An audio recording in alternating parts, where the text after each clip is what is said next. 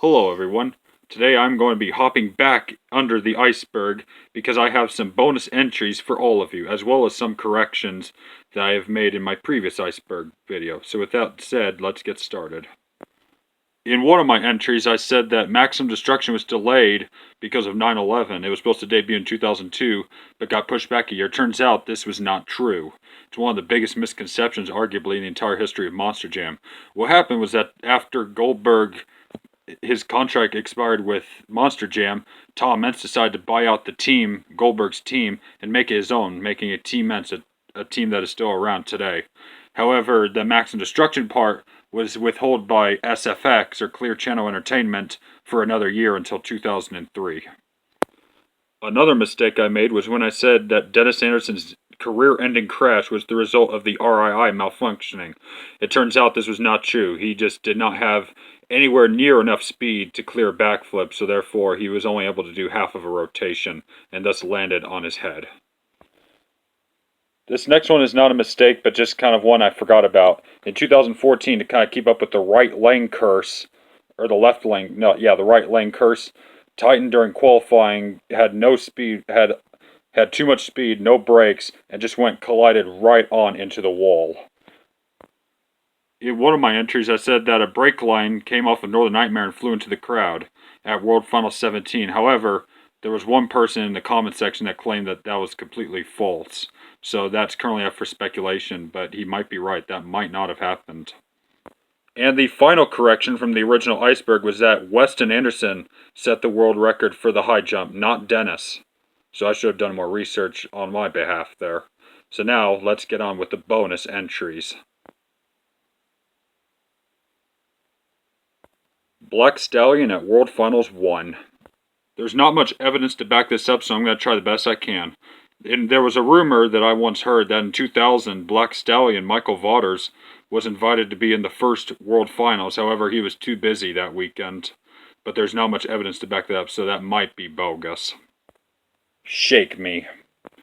Shake Me was just a mod bugging truck first driven by Tom Mentz in the 1990s. Speaking of Tom Mentz, True Life of Tom Mentz. The True Life of Tom Mentz is a documentary that was released in 2004. It was basically a documentary about Tom Mentz and how he managed to slowly work his way up to being one of the greatest monster truck drivers of all time. There was also a documentary in a similar style to that, except it was Medusa. However, there is not much media about that Medusa one, but there is the full documentary of Tom Mentz on YouTube. You can actually look it up. Bigfoot 9 was stolen. In 1998, to promote the Bigfoot monster truck in Brazil, they were going to do a show in Brazil. However, a Brazilian custom shop had it confiscated, and it's believed that they still own the truck to this day. In fact, its whereabouts are possibly a mystery. I Wish. I Wish refers to basically a kind of a little joke by Jim Kohler during the 2015 World Finals, where he wrote the words I Wish next to a BKT sticker on his chassis. The reason he wrote it was because the truck was not run on BKT tires, but rather his own set of tires. This was before BKT tires were mandatory in Monster Jam. Cancelled Wild Thing diecast. In 2019, Spin Master was planning on making a throwback to Wild Thing. However, it was cancelled for unknown reasons, sadly. Who knows, maybe in 2022 it could possibly make a comeback, however it's unlikely. Dennis Anderson's Gravedigger, 2006. This entry actually refers to the die-cast of the custom paint scheme for Gravedigger, around 2004 until 2007. However, it's unknown whether they were going to make this a real truck or not, because Hot Wheels actually did predict some alternative paint schemes, like the one for El Matador. In fact, some say it was actually the inspiration for El Matador changing the paint scheme of the truck. So maybe Gravedigger was almost about to do the same. Monster Jam lottery tickets.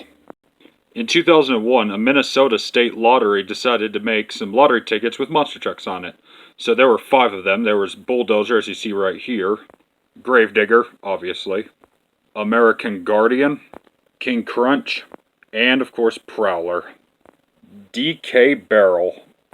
This entry is referring to how they would build a DK barrel around the Donkey Kong monster truck, and during driver introductions, it would just break through it, kind of undoing all the reasoning and all the work behind building it. So, hey, there you go. At least it's cool to look at. SpongeBob.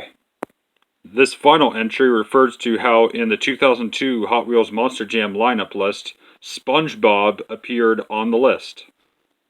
It's unknown what it looks like. There is no concept for it. This truck obviously didn't exist in real life, but it was going to be a die-cast, kind of similar to He-Man, and of course Spider-Man, as you see up there, and Taz right below it. We really don't know what if this truck was meant to like if this was just a troll, or if this was they were literally going to make a SpongeBob truck. But obviously, it was not made in real life. There is no evidence to back that up. But it makes you wonder: was a SpongeBob truck ever planned? Well, thank you guys so much for watching this bonus episode of the Monster Jam Iceberg. It was only inevitable that I would just come back to it because you cannot resist the Iceberg charts. So thank you guys for watching. I'll see you guys on the flip side.